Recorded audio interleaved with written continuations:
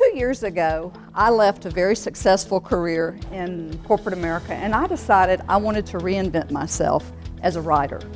I had learned a lot of lessons in 33 years of climbing up the corporate ladder, and I was very anxious to share my lessons learned with that next generation of female leaders. So I leapt out and was on this journey to write this book. And what I learned, it's easier to say you're going to do something sometimes than to do it. I felt just like this fish, very much like a fish out of water. Because you see, we all live in these comfort zones where we feel safe and we feel valued and we feel accepted. And any time you step outside of that, you run the risk of failure. But you know, failure is really not failure, it's just feedback. And it teaches us what doesn't work so that we can be successful on the next try.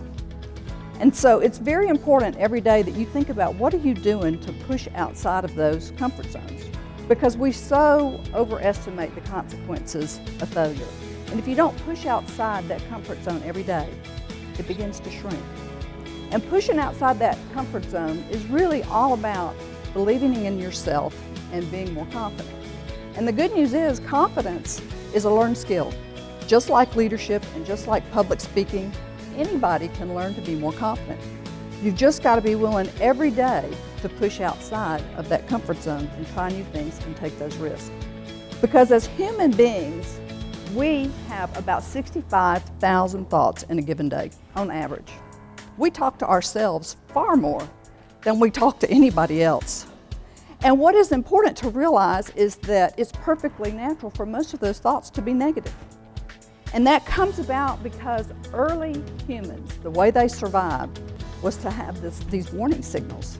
And that's what survived in the gene pool and was passed along to us, are these negative thoughts.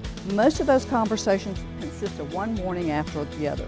And what you have to learn to do is accept them for what they are. They are just thoughts. And don't let them hold you back. Because we grow the most personally when we feel at risk. And none of us can go back in time and create a new beginning, but anybody can start today. You can reinvent who you are, and you can create a new ending. So I dare you, get out of that comfort zone, take some risk, and be all you can be.